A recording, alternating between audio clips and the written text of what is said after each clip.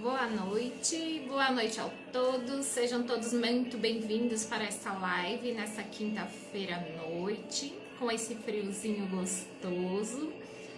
É um prazer muito grande estar entrando dentro da casa de vocês esta noite para a gente falar um pouquinho de um assunto tão importante quanto ao desenvolvimento e sobre esses transtornos de nossas crianças.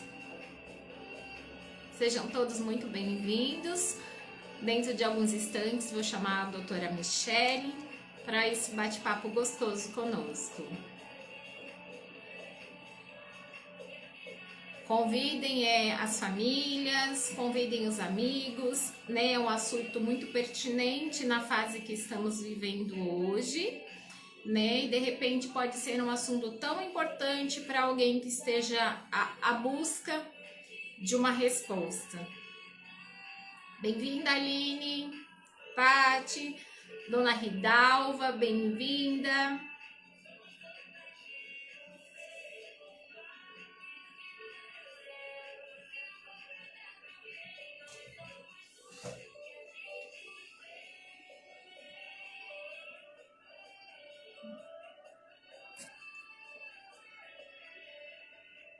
Boa noite a todos. Sejam todos muito bem-vindos. Dentro de alguns instantes, vamos estar chamando a doutora Michele.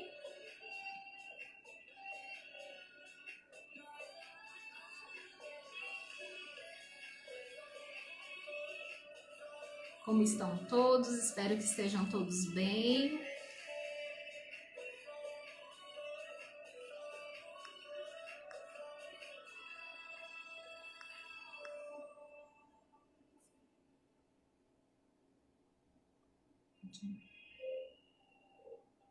A doutora Michele para darmos início nessa live.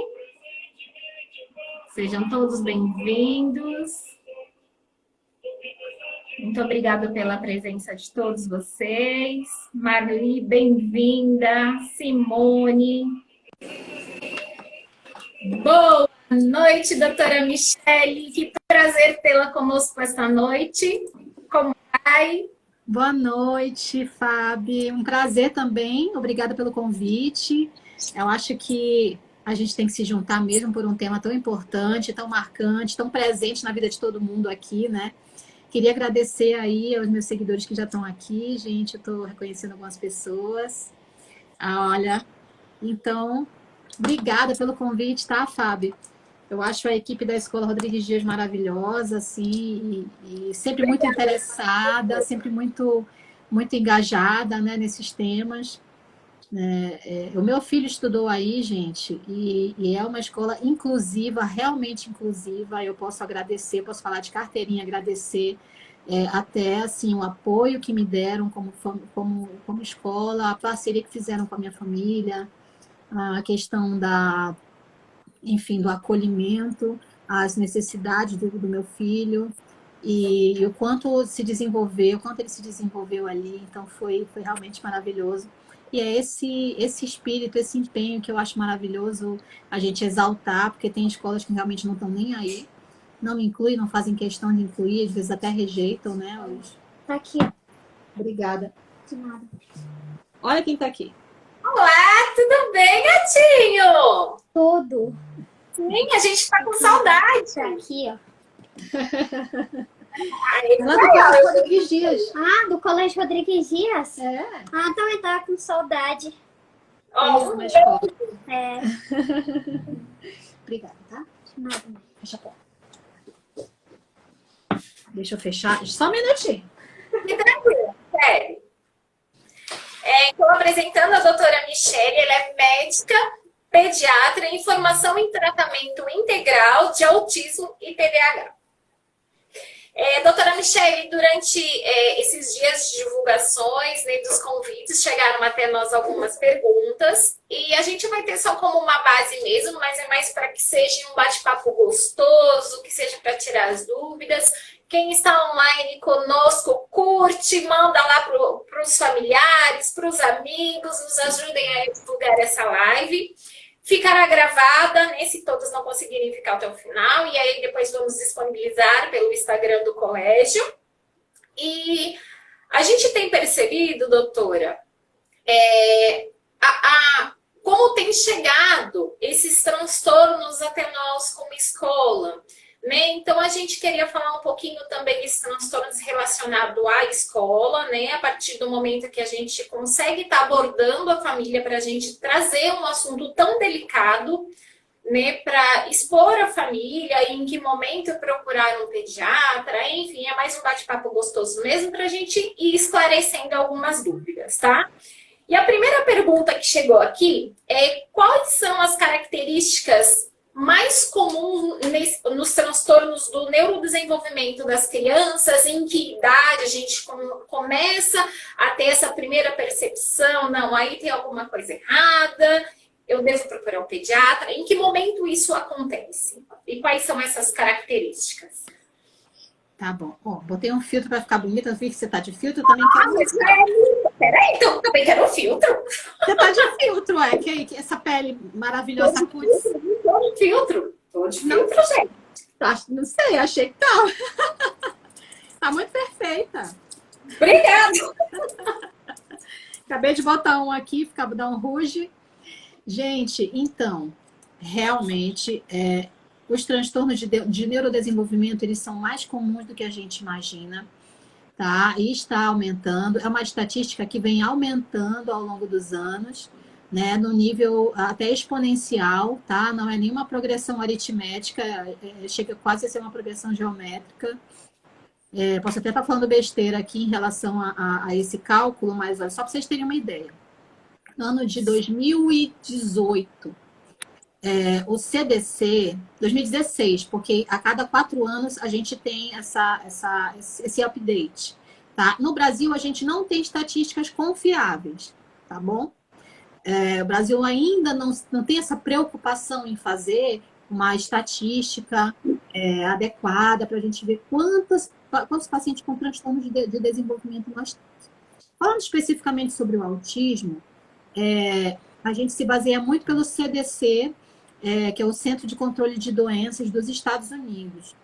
Neste dado, que é um dado mais confiável, eles são vistos sempre de 4 anos, dos últimos 4 anos, né? De 4 anos para trás. Então, o dado de 2016, constava 1 para cada 54 nascimentos. Então, ou seja, um autista, né, ou com transtorno global de desenvolvimento para cada 54 nascimentos. Você vê que aí é uma estatística bem assustadora, porque na década de 80, a gente via nos livros que era 1 para cada 20 mil nascimentos. Década de 80, tá? Ou seja, sim, 40 anos atrás, né? Um pouquinho menos de 40 anos. Então, de lá para cá, 1 para cada 54 nascimentos é algo muito grande. E 2 anos antes, eu acho que 2000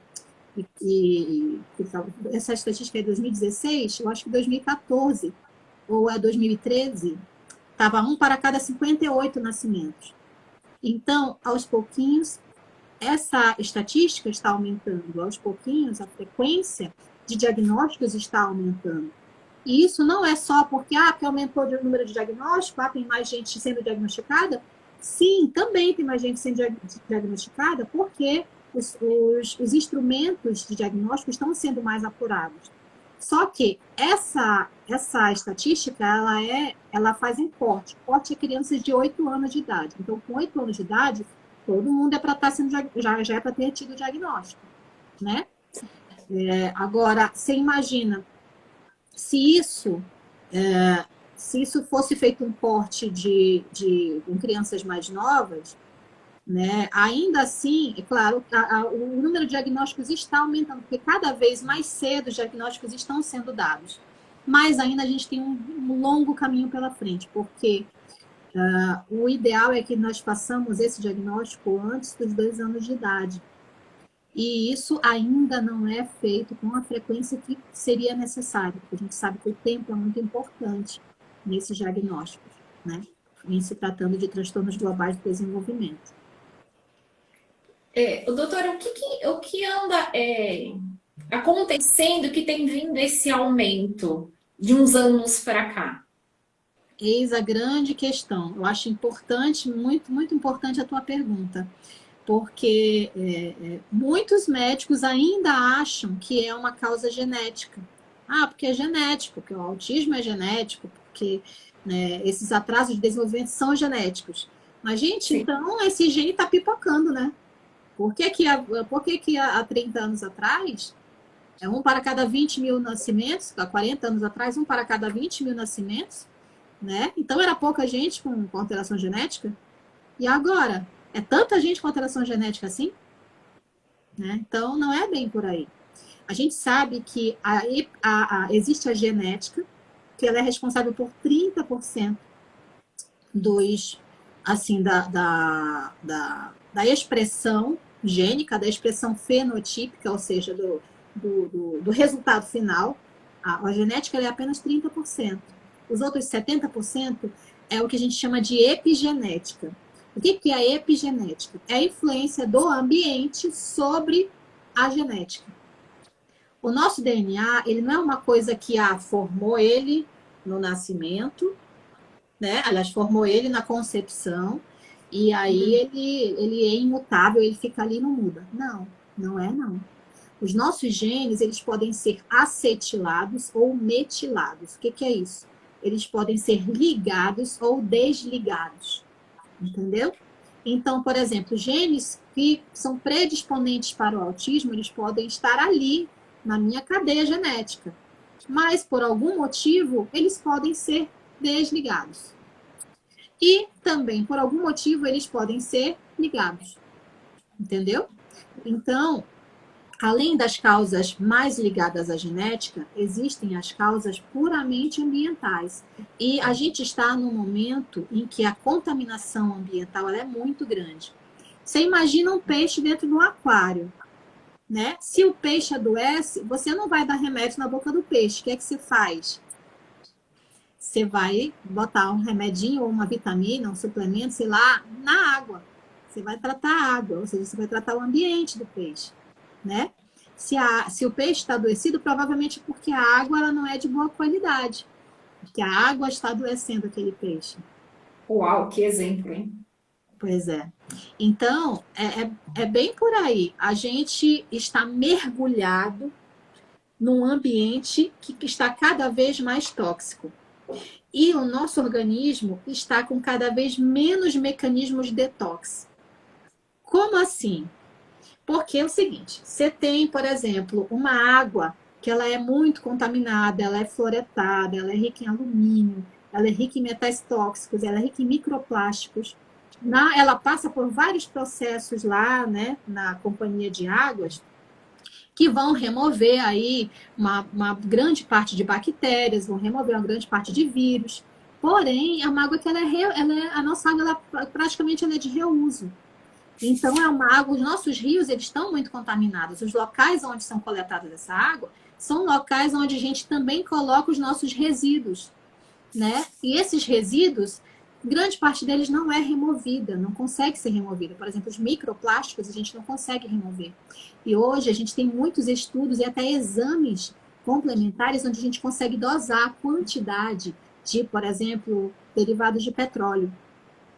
Que também, além de interferir, por exemplo, na saúde da mãe, na saúde do pai, na saúde do gameta da mãe, do gameta do pai, porque muitas vezes um plástico do copo de plástico, por exemplo, que ele libera PFOA, libera, né, fitalatos, então ele libera coisas que vão contaminar a nossa água, eles podem ser responsáveis até, pasme, com infertilidade masculina, por exemplo. Então, tem muitos estudos estão papocando a respeito disso. E, além disso, a gente já tem uma carga tóxica nos nossos gametas, que a gente vem ao longo da vida. Esses gametas vão lá, se unem e formam um serzinho que já vem também mergulhado até no nosso útero, com as coisas que a gente come, com deficiências nutricionais porque alimentos que a gente deixa de comer. As grávidas estão, na maioria das vezes, subnutridas em alguns nutrientes. Ela pode estar com peso ótimo, com o ganho de peso dentro do adequado, mas ela pode não estar com todas as suplementações. E aí ela vai nascer o bebê, por exemplo, de parto cesárea. O parto cesárea é um fator de risco para transtorno de desenvolvimento. Não quer dizer que todo mundo que vai ter parto cesárea vai ter problemas, não. É um pequeno dano. Ou que você deixou alguma coisa que você deixou de colocar. Por exemplo, o canal de parto, ele é riquíssimo, né? A vagina da mulher é riquíssima na microbiota da mulher. Não é, doutora? Oi? Um processo natural, né? Um processo natural, né? Que é lindo, que é horroroso também, que você fica ali sofrendo e tal, né? Ninguém vai dizer que, ai, que coisa maravilhosa. É o ó. Mas terminou, né? A mulher tá ali pronta para pouco tempo depois ela já está pronta para cuidar do seu neném. Parto cesárea, a mulher fica acabada aí vários dias, dependendo dos outros, né? Eu passei por 3 partos cesáreas, não é fácil. E foi tudo assim, porque não tinha outro jeito. Mas, enfim, é um fator de risco. A gente sabe cada vez mais que as doenças alérgicas, elas têm relação com atraso de desenvolvimento. Então, mães alérgicas, pais alérgicos, filhos alérgicos, isso pode sim causar alterações neurológicas. Então, tem vários fatores ambientais, tá? O abuso de substâncias industrializadas, o abuso de consumo de leite de vaca e glúten, são gatilhos que podem despertar esses transtornos. Então, não quer dizer que eles causem, quer dizer que eles são gatilhos em quem já tem alguma predisposição, entendeu? Uhum. Então, tem muitos fatores que vão interferir.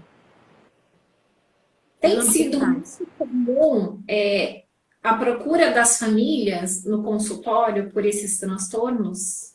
Tem sido muito frequente, na verdade, eu acho que essa seria a pergunta. Sim, tem sido cada vez mais comum. E o que é alarmante é que muitas vezes a demanda, que na verdade na medicina também é assim, a demanda faz com que o médico busque mais ajuda, né? Sem dúvida. Só que o que está ocorrendo? Ainda tem uma carência de conhecimento em relação aos pediatras, em relação aos médicos, até mesmo alguns neurologistas, tá? Em relação a esse conhecimento. Tanto no diagnóstico precoce, principalmente sobre pediatras, ainda há dificuldade dos pediatras de fazer um rastreio adequado. Você me perguntou, inclusive, a partir de que idade a gente poderia suspeitar. Gente, a partir na verdade, do primeiro marco de desenvolvimento, que é aos 2 meses de vida. Se é o primeiro marco de desenvolvimento, você vê que a criança não tá com contato visual, porque com 1 mês a criança já tem contato visual com a mãe. É um contato visual curto, coisa de 20 a 30 centímetros, mas a criança já tem que ter esse contato. Em 2 meses, a criança tem que estar com sua extensão cervical e o sorriso social. Então, você sorri para a criança e ela sorri de volta. Esse é um marco importante, é um marco de empatia, é um marco de imitação, é um marco de a criança saber o que ela faz surte efeito no ambiente. Então, é o primeiro marco. Se a criança não está sorrindo, eu já tenho como pediatra em desconfiar. Que não é que eu vou fazer diagnóstico, mas eu vou desconfiar e vou pedir para a mãe estimular. Então, essa estimulação precoce, ela tem que ser feita nos primeiros meses de vida. E essa detecção precoce, ela tem que ser feita nos primeiros meses de vida. Caso isso passe batido, aos 18 meses, a gente tem um questionário que já é amplamente difundido, que chama MCHAT. Esse questionário, ele pode ser aplicado por qualquer profissional, ele é aplicado pelos pediatras, para que a gente consiga fazer um despiste precoce de transtornos de desenvolvimento. Tal é a gravidade da situação e tal é a necessidade de a gente fazer uma intervenção precoce. Então, hoje em dia, todo pediatra ele tem que estar apto a fazer essa detecção precoce e encaminhar o especialista caso ele não tenha segurança em fazer o diagnóstico. Entendi. E quais têm sido os transtornos mais comuns? Então, transtornos de neurodesenvolvimento são basicamente o autismo e o TDAH, né? Existem os transtornos de aprendizagem, né, que é a descalculia, né, a dislexia. O TDAH ou o TDA, ele é uma variante, né, de transtornos de desenvolvimento. Ele, inclusive, tem alguns sintomas bem similares ao autismo ou aos atrasos de neurodesenvolvimento. E muitas vezes você tem até as comorbidades relacionadas. Então, você tem autismo com TDA ou com TDAH, né? Então, basicamente é isso. Às vezes a gente não consegue fechar um diagnóstico de autismo, mas você não afasta um transtorno global de desenvolvimento, que ainda é um termo utilizado, né? Que já está em desuso, mas é um termo que ele é utilizado para quando você não consegue fechar os critérios diagnósticos para autismo. Agora vai ter uma mudança no CID, né, no Código de Doenças, o CID-11 vai entrar com basicamente tudo autismo e só fazendo a diferenciação do autismo com déficit intelectual e o autismo sem déficit intelectual. Autismo com déficit na fala e autismo sem déficit na fala. Né? Porque é um leque muito amplo. A gente não consegue classificar um autista, nem um autista é igual ao outro, né? Existe uma pleiade muito grande, um leque muito grande de sinais, de sintomas, né? De graus. Doutora. Então, esses níveis de gravidades, mais leve, um médio, mais... Não é assim, leve, moderado, grave. Existe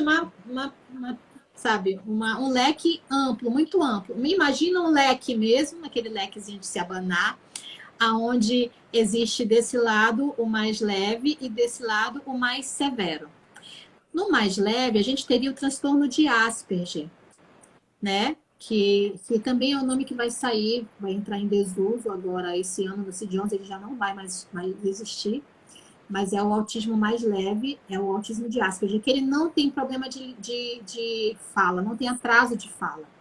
A pessoa não tem atraso de fala. Ela pode ter problemas de linguagem no sentido de eu tô entrando na conversa aqui, conversa nada a ver, mas deve ser... Porque a conversa me interessa, eu acabei entrando para a conversa e está falando de carros. Eu estou falando de, sei lá... boneca. Aí eu vou entrar, começar a falar de todas as bonecas, dos anos das bonecas, das bonecas mais famosas, das bonecas mais antigas. Eu não quero saber se você está entendendo ou não, mas é um assunto que eu domino e que eu quero conversar contigo, então eu vou falar. Né? Então, mas eu não tenho atraso de fala, eu não tenho nenhum problema com a fala. Né? Eu tenho uma ausência de filtro, eu posso falar as coisas sem perceber se isso está adequado para o ambiente ou não.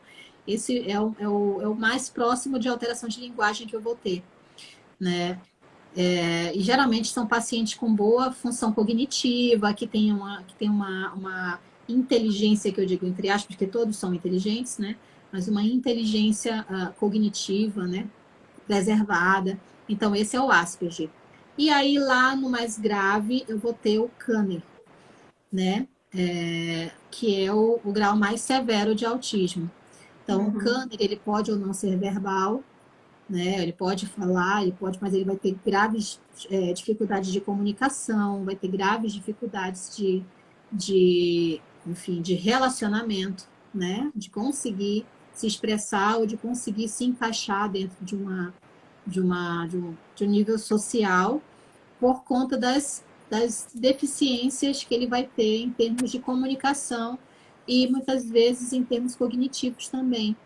Então, entre esse e esse, eu vou ter os mais variados graus, né? Mas a gente basicamente classifica entre aquele que tem baixo nível de necessidade de intervenção não, de ajuda, né? A gente vai ter aquele que tem um médio nível de ajuda e aquele que necessita de alto nível de ajuda. Então, basicamente, se coloca tudo em três grandes níveis. Né? Mas entendendo que dentro desses níveis também existem muitos e muitos graus. Isso falando de autismo. Que as famílias elas devem ficar atentas e que pode estar sinalizando algum desses transtornos. Primeiramente, a gente tem que perceber que a idade em que a gente vai ter esse início de sintomas vai ser basicamente abaixo dos 4 anos de idade, né?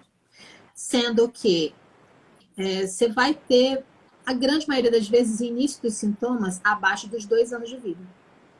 Geralmente, os sintomas que as pessoas mais percebem é após o primeiro ano, porque a criança atrasa para falar, a criança você vai chamar, ele não vai responder, ou então você vai ter uma regressão. A criança falava, soltava balbucios, já falava papai e mamãe, e aí com 1 ano e 2 meses, ele tem tem algum evento estressor, algum gatilho ambiental, e ele vai apresentar uma regressão.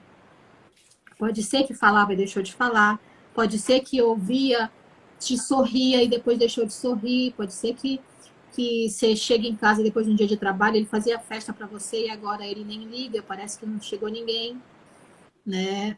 Então, regressão nunca, nunca é normal. Ah, porque eu acho que é porque eu passei por um processo, não, a pandemia, porque a gente adoeceu, criança sente, né? Não existe isso. Isso pode até ter sido um gatilho, mas o fato de considerar isso normal não é normal. Entendeu? Então, a criança pode, então, ter um desenvolvimento e depois ela regredir. Interessante. Pode ter um desenvolvimento normal até determinado momento. E aí, dependendo da causa desse sintoma, desse transtorno, né? Porque existem várias causas também para o autismo. Então, dependendo da causa, você vai ter uma regressão. Ou, de repente, se a criança tem algum sintoma mais que o início foi congênito durante a gravidez, ou mesmo foi genético, às vezes a causa genética ela é preponderante mesmo, às vezes é uma síndrome, um X frágil, ou cursa com a síndrome de Down, por exemplo, que pode coadunar as duas síndromes juntas, né?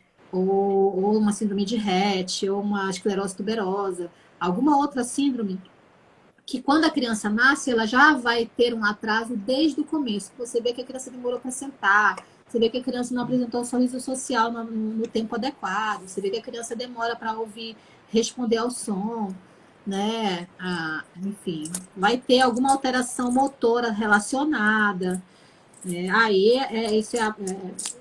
Nunca desenvolveu bem como os outros coleguinhas ou como os outros irmãos, né? Aí não é bem a regressão, né? Aí já a gente já pensa muito em fatores genéticos, ou então num epigenético que aconteceu ali no pré-gestacional, ali durante a gestação, né? Às vezes tem coisas que depois a gente pode falar, são bem corriqueiros da nossa vida, por exemplo, o uso de panela de alumínio, nossa maquiagem que tem chumbo, que tem mercúrio, né? Que tem, enfim, excesso de metais pesados, né? A qualidade da água que a gente consome, mais uma vez, né? Os alimentos que não são orgânicos e que é muito difícil, né, comprar comida orgânica porque é muito cara, né? Enfim, mas que principalmente os agrotóxicos que são presentes na nossa dieta brasileira, eles são em quantidade muito superior à que é praticada na Europa, até nos Estados Unidos, né? Que é um absurdo assim, a quantidade que ela é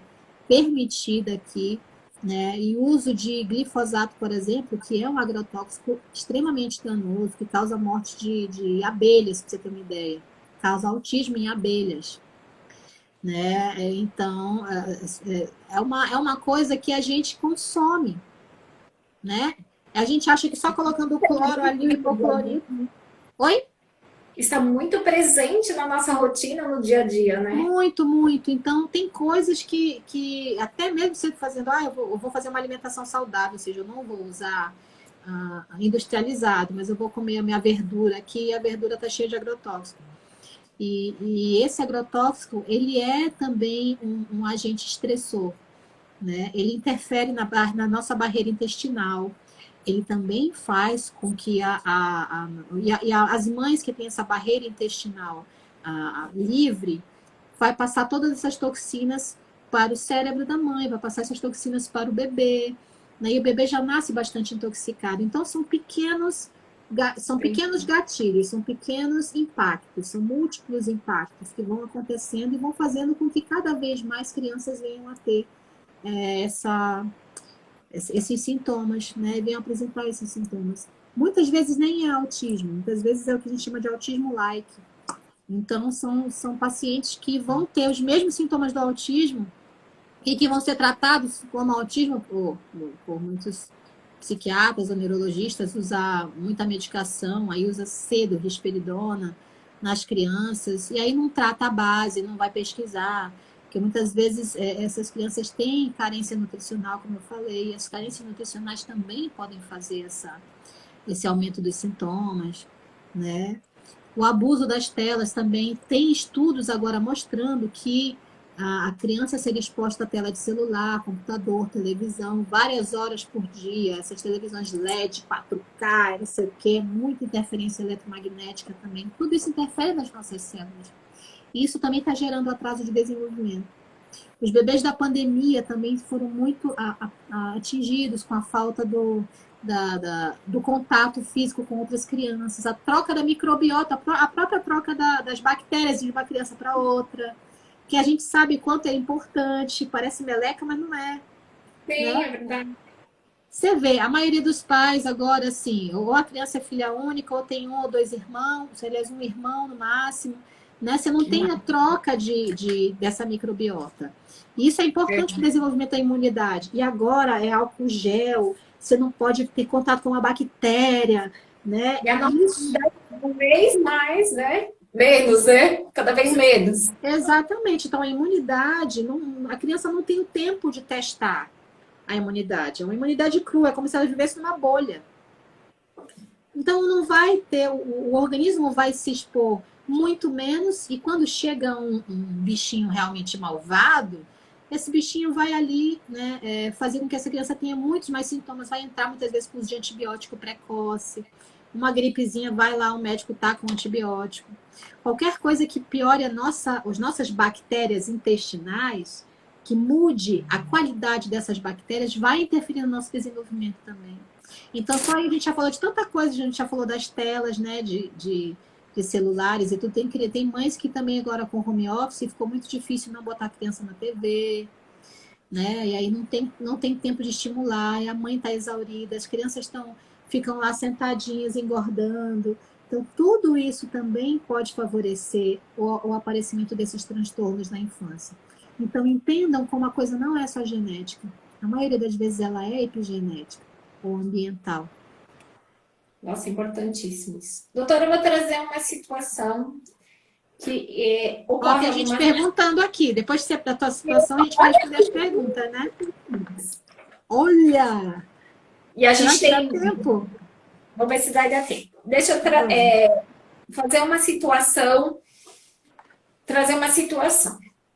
Meu filho está com um atraso na fala e o pediatra falou que é para colocar ele na escola para interagir com as crianças. Aí realizamos essa adaptação da criança, a criança entrar na escola e a professora, a coordenadora, a psicóloga da escola percebe que essa criança não está dentro do desenvolvimento esperado para aquela faixa etária. O que nós, falando do Rodrigues Dias, o que a gente faz? Observamos, entramos em contato com a psicóloga da escola, fazemos uma reunião juntamente com a professora e depois chamamos a família para a gente entender como que é o histórico da criança em casa, como que é o ciclo familiar, de amizade, enfim. E aí, partindo dessa reunião com a família, muitas das vezes a gente acaba orientando, é importante que procure o pediatra, né, que a gente tá tendo essa visão, mas é importante você... O que a família ela deve fazer nesse momento? E de que ela percebe alguma coisa, ela é orientada para o pediatra ir para a escola, a criança fez lá o seu primeiro bimestre, não teve evolução. Uhum. A escola chama, né, para pontuar esse desenvolvimento que não está acontecendo dentro do esperado para aquela faixa etária. O que essa família ela deve fazer? Né? Por que eu estou fazendo essa pergunta? O que acontece? Às vezes a família ela leva um baque, né, e ela acaba não procurando ajuda.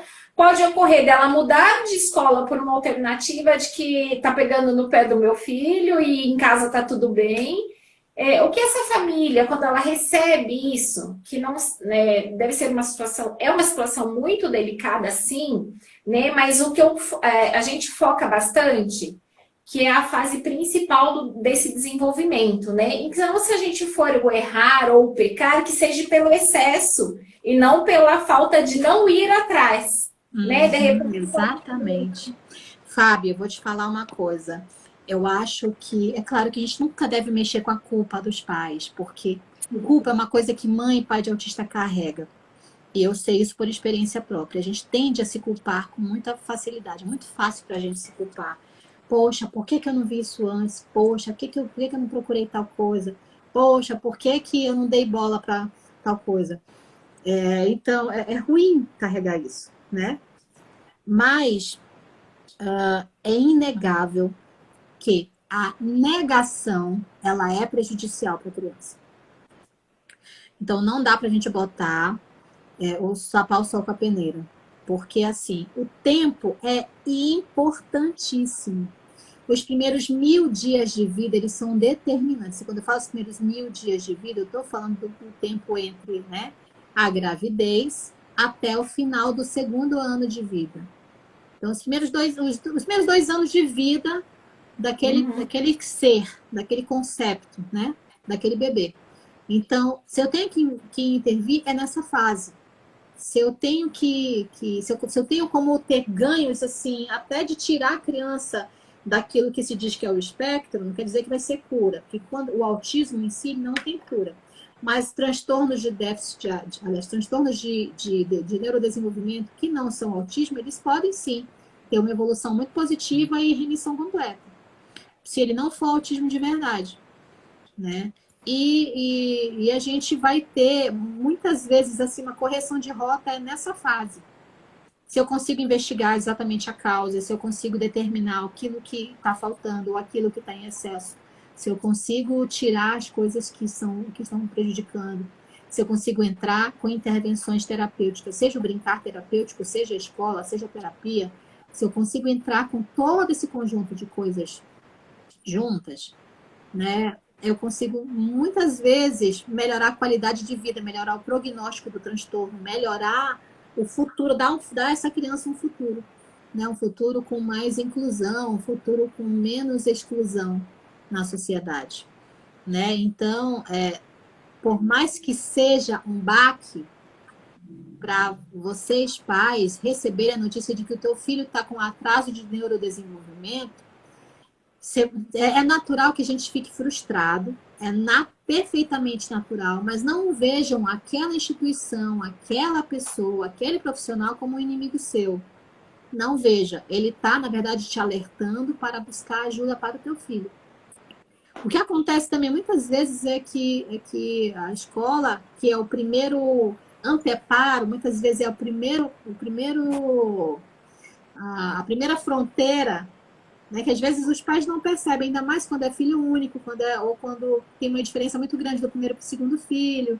E aí seu pai já perdeu o parâmetro do que é o certo, do que não é. Aí tem muitas vezes aquela pessoa, cada um tem seu tempo, né?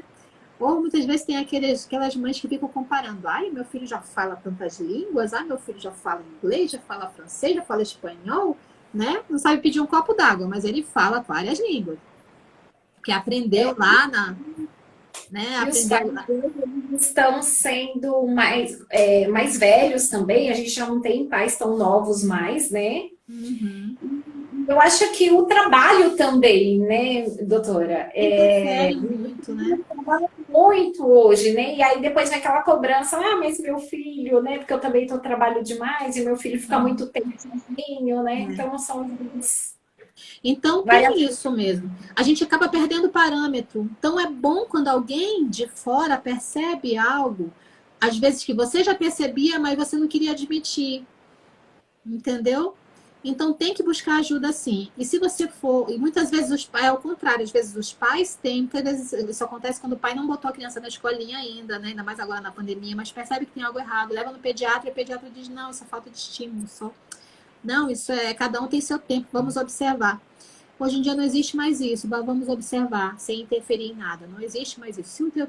Se a mãe está sentindo que tem algo errado, o pediatra vai lá e diz que é normal, troca de pediatra. Procura outro profissional que possa te dizer, nem que ele te diga assim, não creio que seja, mas vamos investigar isso ou aquilo. Entendeu? Então, ele tem que pelo menos aplicar um questionário para ti. Ele não pode ficar sem ter isso. Existem questionários agora, que é, por exemplo, o pré-out, que ele é aplicado com 6 meses de idade. Então, você tem que ter. Mesmo que você não saiba aplicar questionário, mas o pediatra ele tem que olhar os marcos de desenvolvimento. Tá atrasado? Pô, não é normal. Vou fazer o quê? já vou começar a pedir algum exame, né? Ver como é que tá, se essa criança está com carência, às vezes está com anemia. Anemia também causa atraso de desenvolvimento.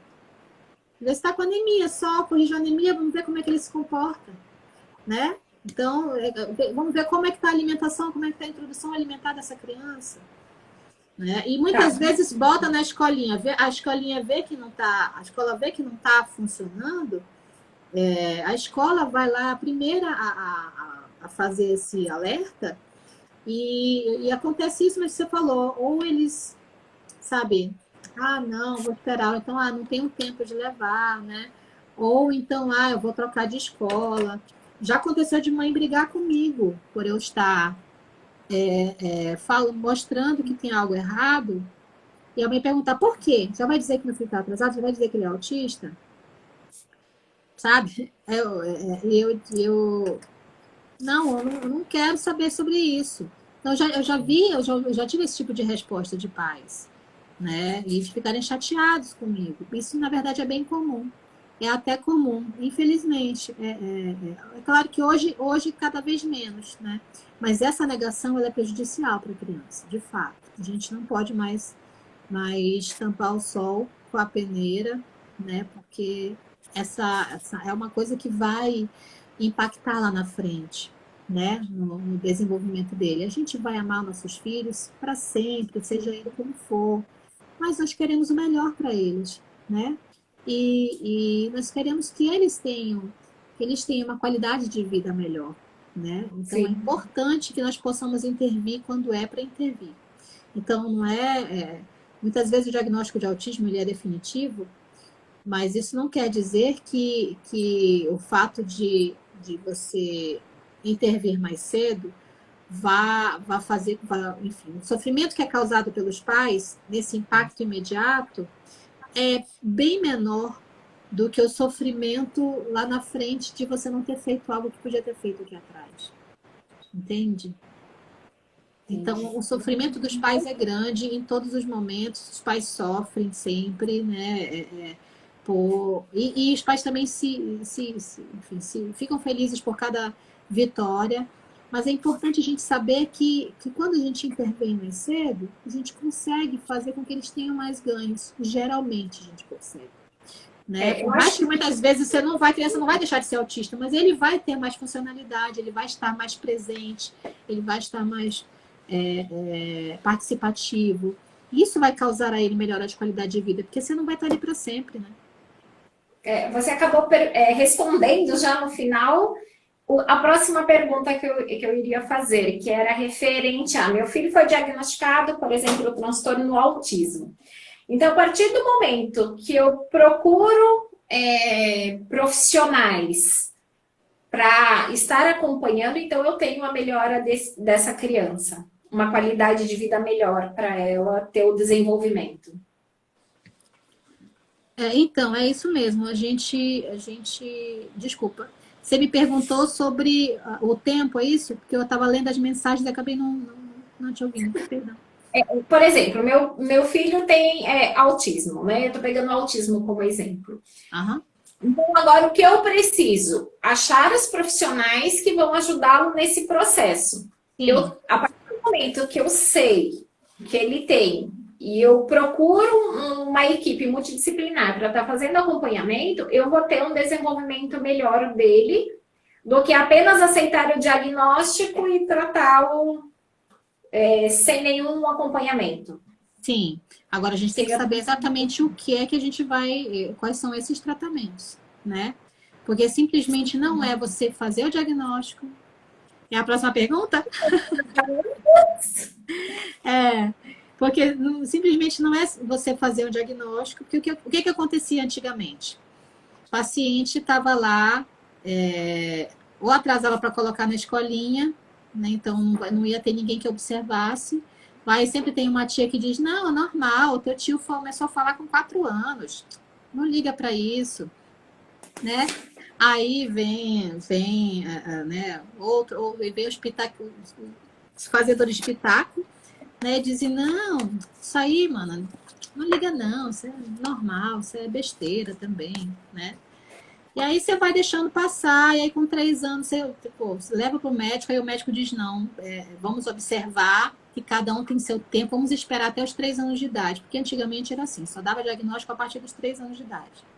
Porque era quando fechava o diagnóstico que você dizia, é autismo mesmo, toma aí a tua risperidona e vai para terapia. Né? Antigamente era assim. O meu primeiro filho foi assim. Eu, na verdade, com 1 ano e 8 meses, eu levei ele. Eu já tinha levado, o médico tinha dito que era normal. E aí, depois, o médico disse, não, pode ser autismo. E eu neguei, eu disse, não, não é autismo, porque ele olha nos meus olhos, porque ele sorri para mim. Né? Ele só não fala, mas o resto ele é muito inteligente, ele é esperto. Eu falava assim, ele é esperto e tal. Ele não obedece aos meus comandos, mas e aí? Só tem 1 ano e 8 meses. Né? Então eu não tinha conhecimento e o médico simplesmente ele viu a minha negação e ele disse, tá bom, não é não. Toma aqui a risperidona porque ele vai melhorar, vai dormir, que ele não dormia. Né? Então, foi assim. E aí não levava para terapia não, porque terapia não resolve também não. E foi deixando passar. Enfim, o diagnóstico veio com 3 anos de idade. Quem novamente voltou a suspeitar foi a escola, com 2 anos e meio. Né? Mas aí uma criança bem letárgica, uma criança que não tinha atenção quase nenhuma, só sorria, interagia com os pais e com os outros quase nada. Né? E aí fizemos uma avaliação neuropsicológica, foi interrogado o autismo e 6 meses depois foi fechado o diagnóstico e encaminhado às terapias. Na época não tinha nenhuma intervenção alimentar. Resultado, as terapias não funcionavam.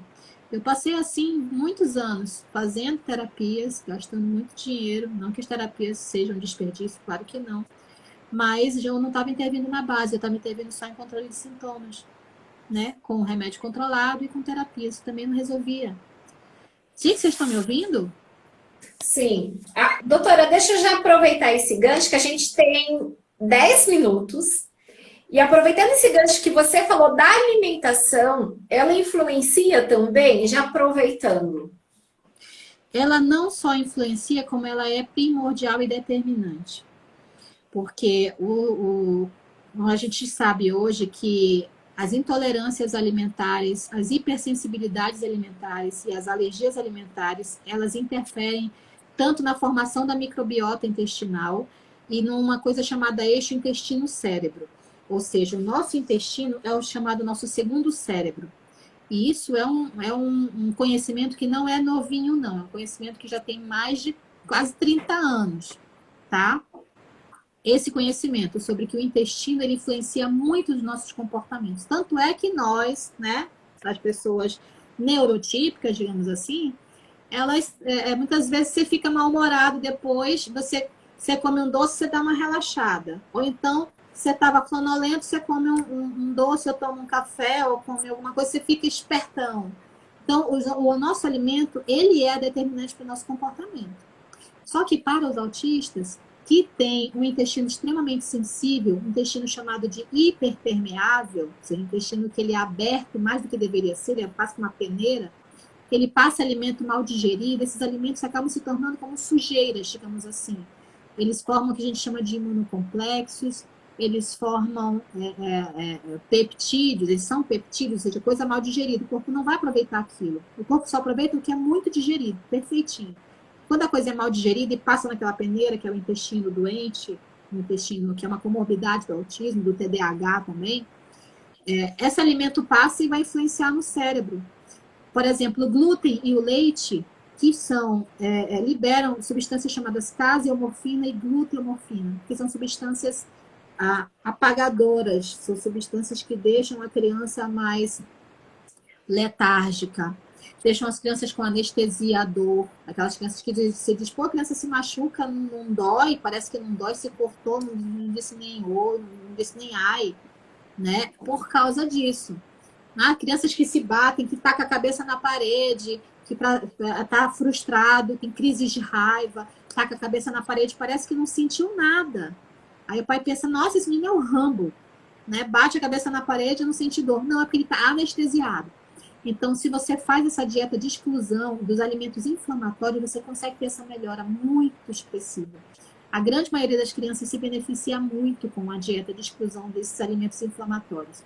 Então, Hoje em dia se sabe que a doença celíaca, que é uma intolerância ao glúten, que a intolerância não celíaca, que também você não vai ter marcadores imunológicos ali, você vai simplesmente saber fazendo a retirada do glúten. Você viu que a criança melhorou, poxa, então realmente a criança tinha uma intolerância.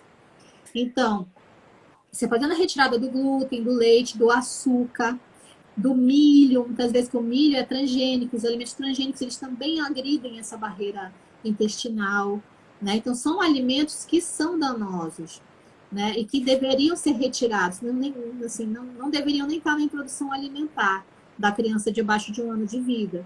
E poderiam ser apresentados esporadicamente a partir do 2º ano, né? Agora, nas crianças que são autistas ou que têm algum atraso, tem que ser removido da dieta. Então, se você aí tem alguma criança que está suspeitando de um atraso, já vai tirando o glúten, vai tirando o leite, substituindo por um leite vegetal, passa uma nutricionista também, não dá para fazer isso sozinho, porque você pode fazer a criança entrar em carência nutricional.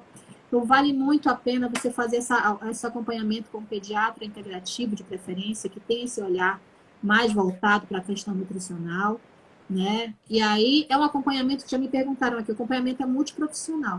Eu acho que antes das terapias a gente tem que ver essa parte orgânica, porque não adianta meter a criança numa terapia se ele está com o cérebro encharcado de pseudodrogas, porque o alimento ele é assim, ele age como uma droga.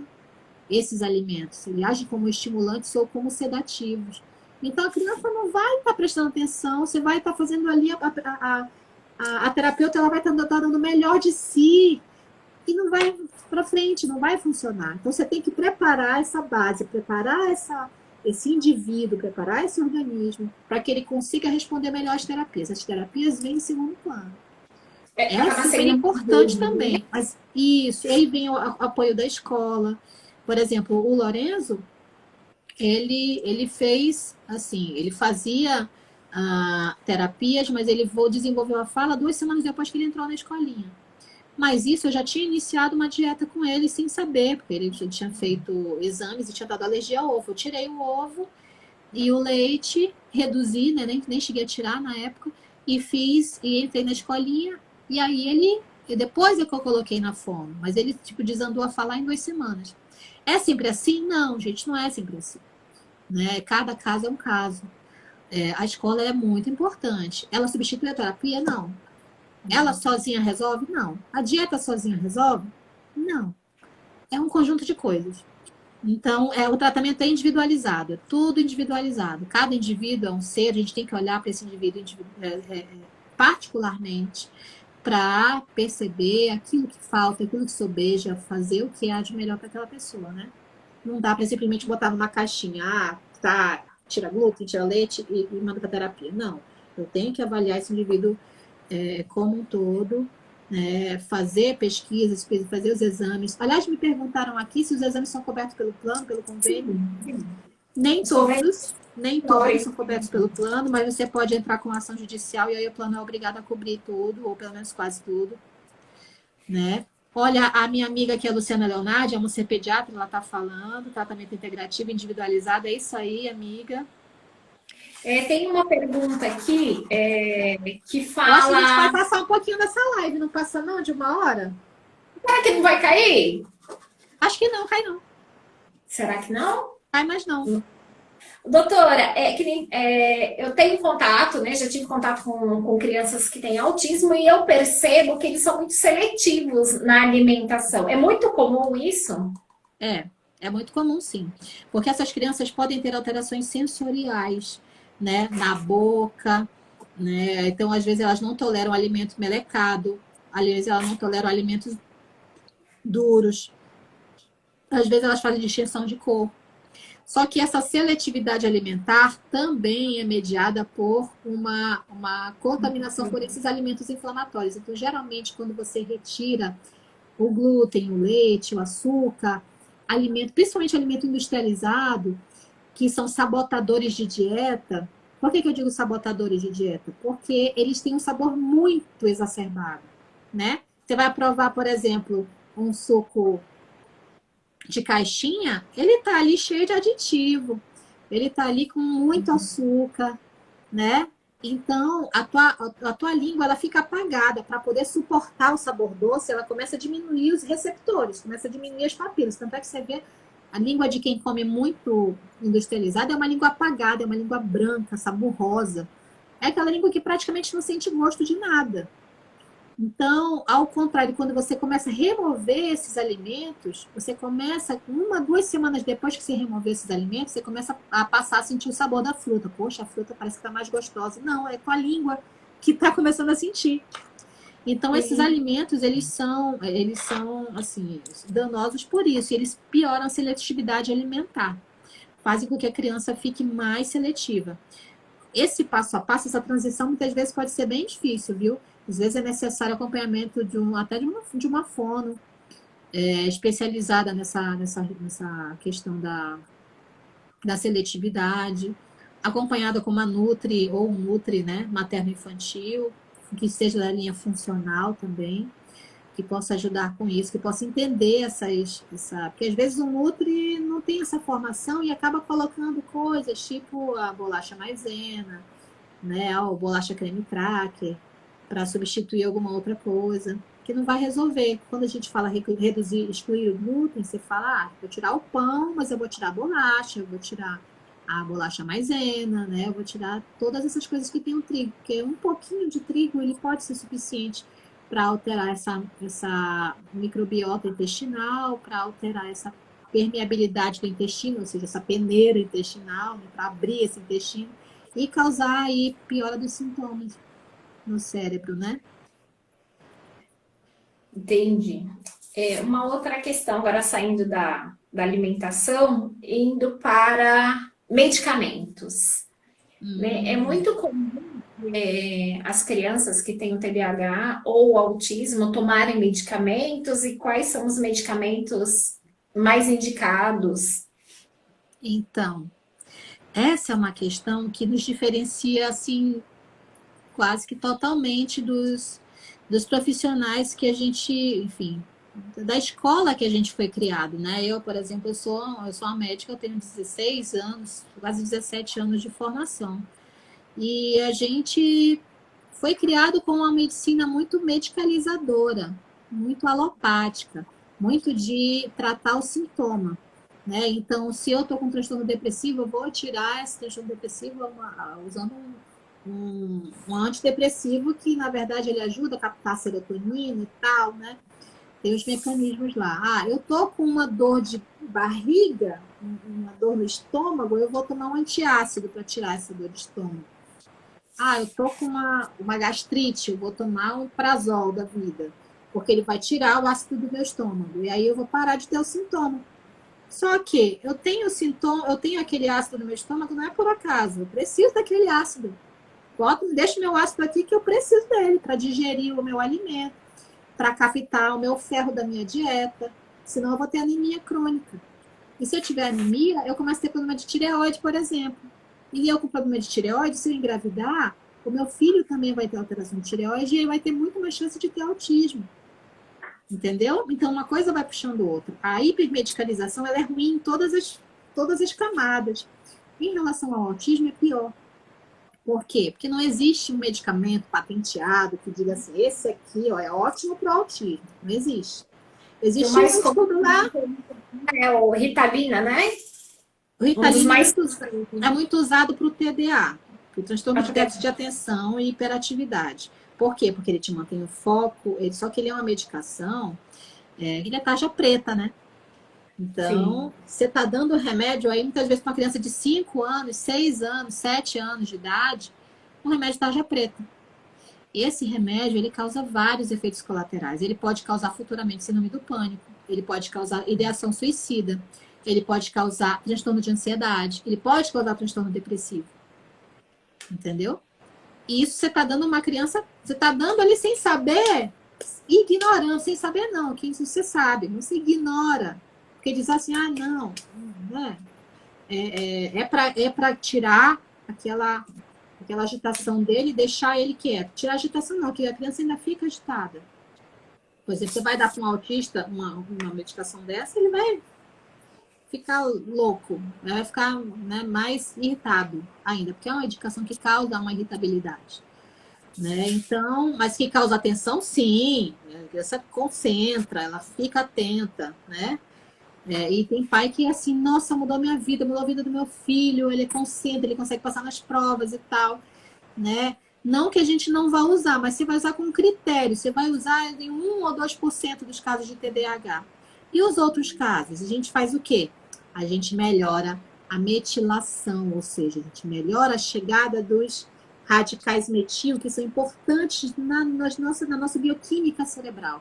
A gente melhora a vitamina B12, a gente melhora a vitamina B1, a gente melhora a vitamina B6, a gente melhora o magnésio, a gente melhora o zinco, a gente melhora o selênio, a gente melhora o ferro. A gente vai fazer com que essa criança tenha ali os nutrientes que ela precisa e que muitas vezes ela não tem porque a alimentação dela está toda errada. Entendeu? Então, antigamente, os nossos pais, os nossos avós, eles se alimentavam melhor. Não tinha quase transtornos na época. Esses transtornos não tinha, porque a nossa alimentação era melhor. Porque a nossa vagem, até o nosso trigo era melhor. Hoje o nosso trigo é transgênico, hoje o nosso trigo tem muito agrotóxico, né? Então, ele piora essa abertura da barreira intestinal. Então, tudo, a chave de tudo está no intestino. Então, a questão do tratamento, os tratamentos paliativos, eles vão usar muito remédio controlado. É a risperidona para o autismo, né? É o olanzapina, é aí a ritalina, é o antidepressivo, né? É o tarja preta para dormir. Então, tudo isso vai ser usado muito por essa medicina medicalizadora. Só que os danos que isso vai causar a longo prazo, gente, é uma coisa que não se faz questão de estudar.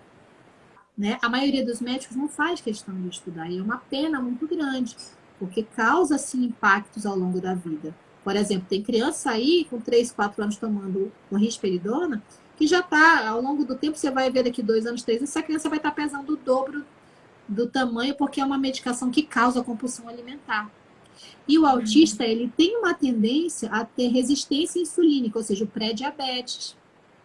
O autista tem várias alterações hormonais. Se alguém aqui é mãe ou pai de autista, que nunca investigou, tem que investigar essas alterações hormonais que acontecem no autismo. Alterações da tireoide, alterações da suprarrenal, né? E que vão causar ou letargia ou hiperatividade, que vão piorar os sintomas de uma forma geral. Então, nós, né, como a doutora Luciana aqui, que está aqui presente na live, que é do Pará, aqui, um alô para o Pará. Então, nós somos de uma linha que trabalha de uma forma integral com aquele paciente, buscando a causa daquele sintoma. Não só apagando o sintoma. Né? Senão eu vou estar agindo que nem, eu estou com uma dor de cabeça, vou tomar uma dipirona. Né? Mas eu não vou tirar a causa da dor. E se a causa da dor for uma intolerância alimentar? Tem muito paciente que nunca mais teve enxaqueca só porque tirou o leite na dieta. Muito paciente que descobre que tem alergia à banana. Tirou a banana da dieta, nunca mais teve uma dor de cabeça. Só para dar um exemplo. Entendeu? Sim. Então, com o autismo é da mesma forma. A base dos transtornos e da maioria das doenças ocidentais, da maioria das doenças agora, é alimento. Então, a gente sempre vai voltar à tecla do alimento porque ele é essencial. E nós não estamos dando o devido valor. Mas a culpa não é nossa. Mas agora que a gente tem o conhecimento, a gente tem que se mancar. Sim. E fazer a coisa certa. Entendeu? Existe a indústria alimentícia que ganha horrores, né? Vendendo a comida errada. Tem a indústria medicamentosa que ganha horrores, inibindo os estudos que vão fazer a gente prestar atenção no que é certo. Por quê? Porque senão a fábrica da Ritalina vai desabar, vai desaparecer. Entendeu? A fábrica da risperidona vai desaparecer. Então, a gente tem um compromisso com a sociedade. Essa nova medicina tem um compromisso com a sociedade. E ela sofre muitos impactos negativos. Tem muitos colegas que ficam, né, enfim, batalhando contra. E muitos que são enganados. E aí os médicos, eles são uma classe que ela é extremamente combatida. Ela é extremamente também, infelizmente, ainda guiada por conflitos de interesses. Então, se eu sou representante, por exemplo, se eu sou representante uma indústria alimentícia muito famosa, produtora de fórmulas infantis, eu não poderia jamais estar à frente de uma sociedade de especialidade. Eu não poderia jamais estar sendo bancado por essa indústria para fazer um congresso, por exemplo. E é o que mais a gente vê, né? Então, quando a gente tem um compromisso com a verdade, nós precisamos, enfim, defender essa verdade. E é uma questão de utilidade pública. Os nossos filhos estão mais doentes. Nossos filhos estão mais adoecidos, por exemplo, de rinite, de sinusite, asite da vida, dermatite. Tem muita criança aí que dermatite, chega toda perebento na escola. E o professor fica dizendo, Jesus, essa criança não passa uma pomada? Às vezes passou zilhões de pomada e nada resolveu. Mas por quê? Porque não tirou o alimento que estava fazendo mal. Porque nem sabe que é isso, que é esse o problema. E os médicos nem só passam mais pomada. Entendeu? Então, você entende que a coisa é muito mais embaixo. A gente não está falando só de transtornos, a gente está falando da saúde como um todo. Sim.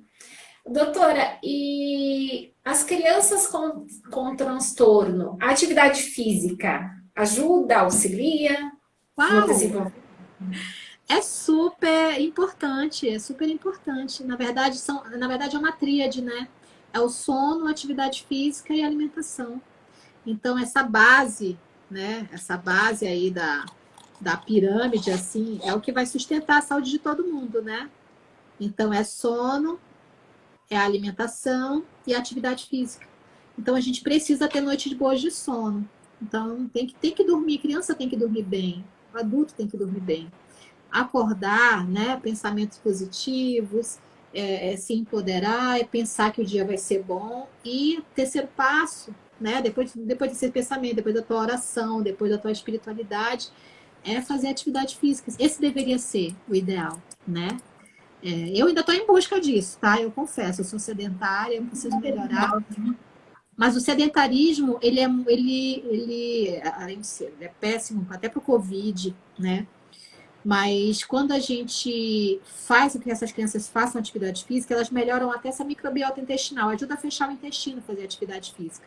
Então é bom para os alérgicos também, é bom para os autistas, é bom para o TDAH, porque o TDAH, aquela criança hiperativa, aquela criança que não concentra, bota ele numa luta, bota ele numa arte marcial, no futebol, bota ele para correr. Ah, menino, tu vai se sujar, ai, não sei o que, não, tem que sujar. Deixa se sujar, né, doutora? Deixa sujar. Não vai sujar lá no bueiro, ele vai sujar na rua, ele vai sujar na terra. A terra é boa. Esse aterramento é importante. Oi? Eu falo para as mães, né? Aqui os alunos colocam a mão na massa, vão se sujar de tinta, vão com o dedinho sujo de tinta para casa e o uniforme também vai sujar. E não é para brigar nem com a professora, nem com o auxiliar, porque faz parte do desenvolvimento. Isso que é gostoso, sinal que estava divertido, né? Essa parte sensorial é ótima de fazer. Né? Mexer com tinta tóxica, ou então com tinta natural, né? Essa tinta é feita da beterraba e tal. Mas quando eu estou falando enfim, de sujar na natureza, a sujeira da natureza ela é 1000 vezes melhor do que qualquer outra. Ela é formadora de anticorpos, né? Ela é dessensibilizadora das alergias. Então é muito bom que a criança tenha esse contato com a natureza, gente. Se você tem um sítio de um tio, vai visitar um tio, aí eu vou visitar esse tio. Já vacinou o tio? Vai visitar o tio, bota o menino lá. É importante. E fora isso, essas atividades físicas, elas são muito importantes. A gente tem que ter isso. Isso é como se fossem mini-férias todos os dias. A gente aguentar a barra que é essa vida, essa rotina muito difícil, né, que nós estamos vivendo. Então, é muito importante, sim, a gente também começar por nós, né, essa atividade física. Então, de preferência, exposição solar também, né? De preferência essa atividade no sol mesmo, sol de meio-dia. Agora, eu acho legal que quando a gente vai, às vezes vem do almoço para o trabalho, e eu vejo o pessoal fazendo caminhada nas áreas verdes, horário de meio-dia. Na minha terra isso é impensável. A Luciana que está aqui, a gente é do clima equatorial, né? Eu sou do Amazonas, então você ficar no sol de meio-dia é impossível lá, porque o sol queima a tua pele. Você fica melequento de suor, né? A gente lá respeita entre depois das 3 da tarde, depois das 3 da tarde tá quente para Dedéu também. Né? Aqui o pessoal meio-dia tão acho bacana, É porque é o horário da maior incidência do sol, esse horário de meio-dia.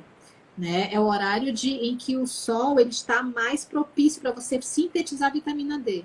Então, mãe, mulheres, né? Não quero ficar com mancha solar. Bota o filtro na cara, mas expõe braço, expõe perna e vai para o sol. Ah, porque está no inverno, mas aí está fazendo até uns 19 graus, até que dá para botar uma perninha de fora para pegar o sol. E o ideal é que seja 20 minutos sem o filtro nessas áreas expostas para baixo, né? E que depois fique umas horinhas sem tomar banho. Olha o desafio. No inverno até que vai. Porque a provitamina D ela fica ali, mas se você toma banho, aquilo remove. Aí você não sintetizou. Por isso que a maioria, apesar da gente estar num país em que tem muito sol, a maioria de nós somos deficientes de vitamina D. Você vai fazer um teste de vitamina D, tua vitamina D está lá embaixo. O ideal é que ela fique acima de 50. A maioria de nós é 20, 25, às vezes menos, né? Então é importante, a vitamina D é importante também para a formação da bainha de mielina no cérebro das crianças, então tem que ter. Por isso, gente, é muito importante que a gente... Ó, a outra aqui só de 12 anos, né, Luciana? A Luciana tá dizendo aqui. É ruim, né? Para nós é difícil lá no norte. Mas aqui o povo meio-dia, Luciana, o povo tá no sol. Porque é o horário que o sol esquenta, porque tá frio demais agora no inverno, né, Fábio? 3 horas, né? Às 15 já começa de novo a esfriar. E esfria rápido, bem rápido. Doutora, tem uma pergunta aqui que eu acho que é bem curioso. A audição dos autistas, porque apresenta tanta sensibilidade, Ou né? é Com barulhos, som alto. Sim, ou é hipersensível ou é hipossensível, né? Às vezes eles estão. Também é uma desintegração sensorial. Isso é trabalhado pela TO, tá, gente? A terapeuta ocupacional que faz essa dessensibilização através de técnicas de integração sensorial. Então, isso também no cérebro é uma alteração do cérebro dos autistas, que também pode melhorar com essas intervenções dietéticas, tá? Pode ter essa melhora, assim. Você vai treinando o seu cérebro, é uma questão de treinamento. Muitas vezes a criança vai usar fone de ouvido, porque ela não suporta, às vezes você não está ouvindo o barulho que ela está ouvindo, né? A criança tem dificuldade de filtrar os sons. Então, por exemplo, quem está aqui assistindo a live, provavelmente está em casa, talvez tenha o barulho de uma TV lá no fundo, talvez vai ter o barulho de um aquecedor, talvez vai ter o barulho aí de uma... Enfim, vai ter vários barulhos diferentes, vai ter vários estímulos diferentes. Além do estímulo de uma luz, né? O latido de um cachorro, moto que passa lá na rua. Você vai estar aí, mas você não está percebendo. Por quê? Porque o teu sistema nervoso autônomo, ele está fazendo você prestar atenção, está filtrando toda a tua atenção aqui para a live, né? O autista tem essa dificuldade. Então, o que ele vai fazer? Ele vai ouvir o barulho do cachorro, o barulho da moto, o barulho sei lá, da torradeira, né? O barulho da máquina de lavar roupa, o barulho da TV, o barulho do irmão, tudo ao mesmo tempo. É muito difícil. É como se tu estivesse numa sala, sei lá, com uma discoteca lá ouvindo o som no último volume. E você não vai conseguir prestar atenção. Você não vai conseguir filtrar. Por isso que é tão difícil para eles prestarem atenção nas coisas. E quem tem TDAH também pode ter alguma alteração sensorial, viu? E pode vir daí também a dificuldade de prestar atenção. Ele quer prestar atenção em várias coisas e não consegue também. Então, pode ser uma característica muito comum, tanto do autismo quanto do TDAH. Sim, mais do autismo, né? Do que do TDAH. Mais do autismo. Mas o TDAH também pode cursar com alteração de percepção sensorial. Tá? Mas, enfim, são coisas que tem como a gente intervir. Se você percebe isso com mais idade, você vai ter que fazer mais as terapias de TO, né, de terapia ocupacional, que trabalha integração sensorial de Aires. É o que vai ajudar. Agora, essas intervenções também da dieta, de suplementação, né, principalmente quando a gente faz essa questão da metil B12, que é uma vitamina muito importante para o cérebro, e faz as outras suplementações, trabalhando em conjunto, você vai começar a ter melhora disso. talvez você não consiga retirar. Talvez a criança fique ainda ali. Tem crianças, por exemplo, que só andam na rua com fone de ouvido, porque senão não consegue suportar. E aí ele vai aumentando mais os movimentos estereotipados. Por quê? Porque os movimentos são para autorregulação. Ou vai fazer um movimento pendular, ou vai ficar girando, né? Para conseguir se autorregular e suportar aquele ambiente, né? Então, é por isso que também a gente tem que ter um olhar de misericórdia, um olhar de empatia, né? Com os pais, com as crianças, porque eles estão fazendo aqueles movimentos é para se autorregular. Não é para, ai, que movimento feio, não. É um movimento de autorregulação, para ele poder estar tolerando aquele ambiente para ficar perto de ti. Entendeu? Tá, doutora. Qual mensagem que você deixa para essas famílias que estão passando por esse processo de avaliação, nesse processo de busca por um diagnóstico? Pensando agora em você como mãe que passou por esse processo, né? O que você deixa, que mensagem você deixa nessa noite para essas famílias? Bom, eu acho que a mensagem principal é: segue o teu coração, segue o teu feeling, não desista. Se você percebe que há algo de errado, não tape o sol com a peneira e busque ajuda logo, tá? E tenta buscar ajuda que você ache mais correta. A gente sabe agora, a medicina está mudando, na verdade ela já mudou faz tempo e muitos não querem aceitar essa mudança, que é justamente essa busca pelo tratamento mais global, tratamento mais integral e não simplesmente pontual e dar um remedinho, uma receita ou uma terapia, né? Não espere para começar isso. Não espere, porque essa espera é prejudicial, é danosa para o teu filho. Não espere. Haja. Haja. Tem que ser rápido. A gente tem que começar. Os primeiros 1000 dias, eles são muito importantes. Muito, muito importantes, né? E não é questão de, porque eu aceito meu filho como ele é, um anjo azul, não sei o que, papapá. Eu já passei por isso. Não é que seja errado. Nossos filhos são anjos. Se a gente for olhar para o lado espiritual, eles são seres exaltados, né? A gente tem que correr atrás espiritualmente para estar como eles. Ok. Mas isso não quer dizer que eu não vá dar para ele o melhor que eu posso fazer aqui, né? Outra coisa também, outra dica importante. Também não se deixem para terceiro ou último plano, tá? Pais e mães. Os pais e mães de autista, principalmente as mães de autistas, elas são extremamente exauridas. Elas são esgotadas, elas estão em depressão, elas estão inflamadas, né? O corpo inflamado, o organismo inflamado. Então, são mães que precisam da atenção da gente, da atenção da sociedade. Busque uma rede de apoio, porque a batalha é longa, a batalha é grande. Busque uma rede de apoio, compartilhe com seus parentes, não sofra sozinha, não esteja sozinha. Você não está sozinha, você não tem que estar sozinha, né? Eu sou uma mãe de 3 filhos, os 3 dentro do espectro. Eu, sem minha família, não consigo fazer nada. Eu preciso deles, eu preciso envolvê-los. Eu sou cara de pau mesmo, eu envolvo mesmo. Vem aqui, tio, vamos ali, me ajuda com isso. Por quê? Porque isso faz com que os meus filhos tenham essa base, porque eu não sei quanto tempo eu vou ficar aqui, né? Eu tô aqui com você hoje, amanhã eu posso não estar. Então, eu preciso que os meus filhos tenham amizade, façam amizade com a família, estejam presentes. Eu não posso isolar eles, não posso trancar eles em casa porque eles são diferentes. Não posso, porque eles têm algo a contribuir com a sociedade. Mesmo o que tem autismo severo, ele pode contribuir, porque ele é simpático, porque ele é amoroso, porque ele faz com que as pessoas despertem o desejo de ajudar. Então, todo mundo tem algo a contribuir, né? E nós precisamos ter, então, essa rede de apoio, nós precisamos cuidar de nós. Eu costumo sempre lembrar sobre a questão você está no avião, se a máscara de oxigênio cair na tua cabeça, você tem que colocar primeiro em você, para depois colocar no seu filho.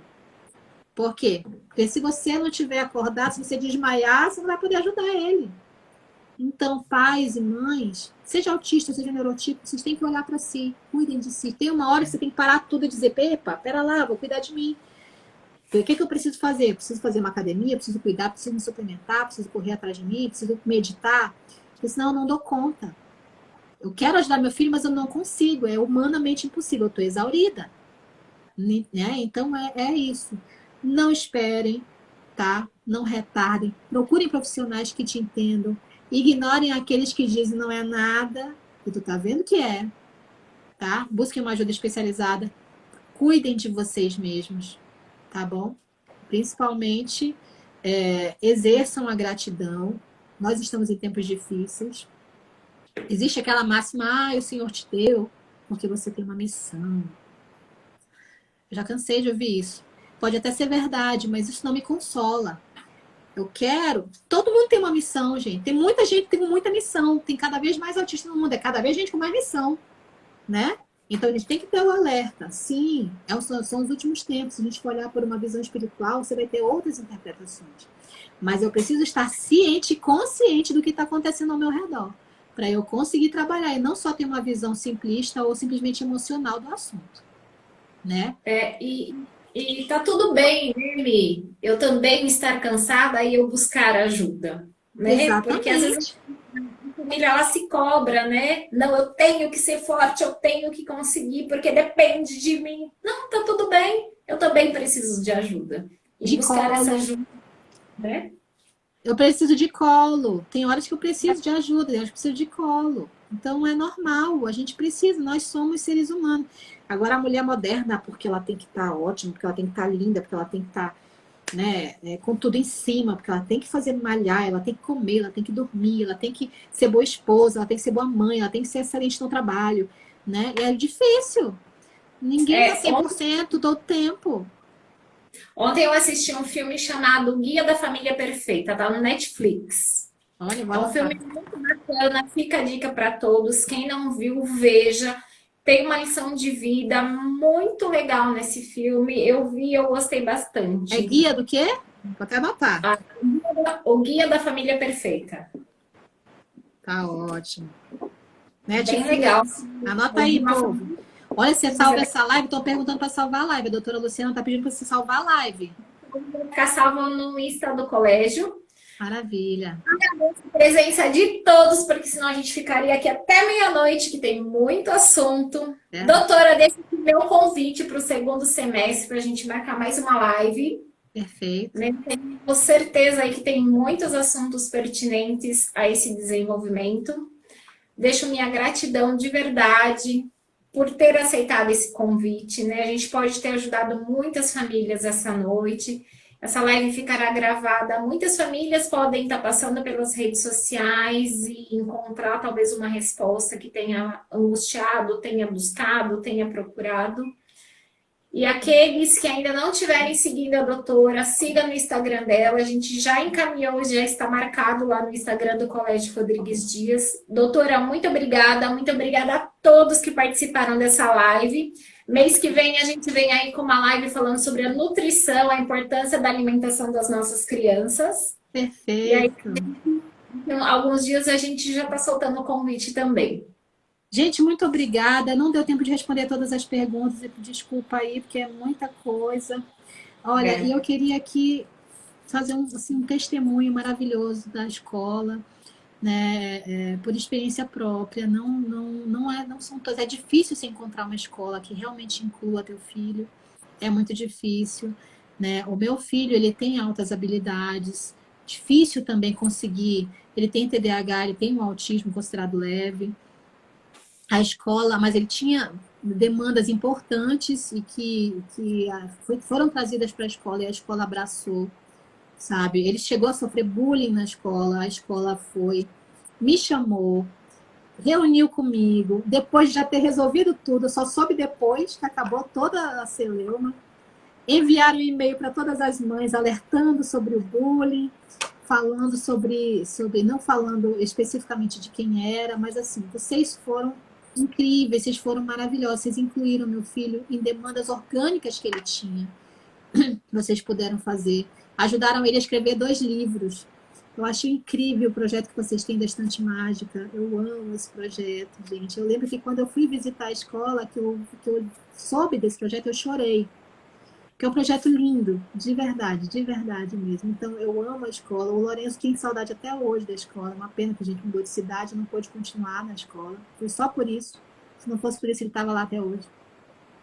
Então, assim, só posso dizer que a escola é maravilhosa e eu adoraria muito que outras escolas adotassem esse modelo. Eu soube que tem muitas escolas que excluem os alunos que são autistas porque não querem diminuir a nota no Enem, entendeu? E isso é um absurdo, é um absurdo. Porque se um aluno tem pouco desempenho, já começa a rebaixar a nota lá, a avaliação lá do Enem, lá no ensino médio.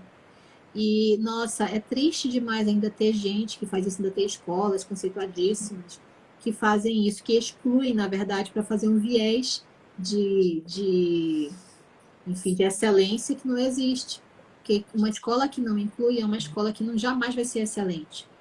A escola excelente é essa escola que abarca, que inclui, mexe com as famílias, que provoca as famílias em relação a isso. É aquela escola que muitas vezes perde o aluno, mas faz com que a criança seja protegida, faz com que os pais sejam alertados. Então, eu acho que é essa postura que toda escola deveria ter. E vocês têm tudo isso. Muito obrigada, de verdade. Eu amo de verdade. Dá vontade de chorar falando sobre isso. Eu amo vocês, eu amo esse projeto, a escola é maravilhosa. E é isso, gente. Obrigada mais uma vez, tá? Desculpa, falei pra caramba. Conversar, né? Muito bom falar de um assunto que a gente agrega conhecimento. De bom demais mesmo. Bora fazer um print? Fazer um print aqui, gente. Como é que eu tiro esse comentário daqui da minha cara? Não sei tirar o comentário da minha cara, gente. Como é que faz? Ai, meu pai, não consigo. Ah, tirou. Pronto, eba. Vamos lá, então. Fazer uma selfie. Pronto. E sigam a doutora, que eu sei que ela faz bastante live, que ela me falou, vou abrir minha agenda de lives. Verdade, eu estava meio parada. Agora eu vou voltar. Obrigada, viu? Essa foi a primeira de muitas. Obrigada a todos que ficaram conosco aí. Que Deus abençoe a cada um e todas as famílias. Grande beijo. Beijão, gente. Tchau. Tchau, tchau.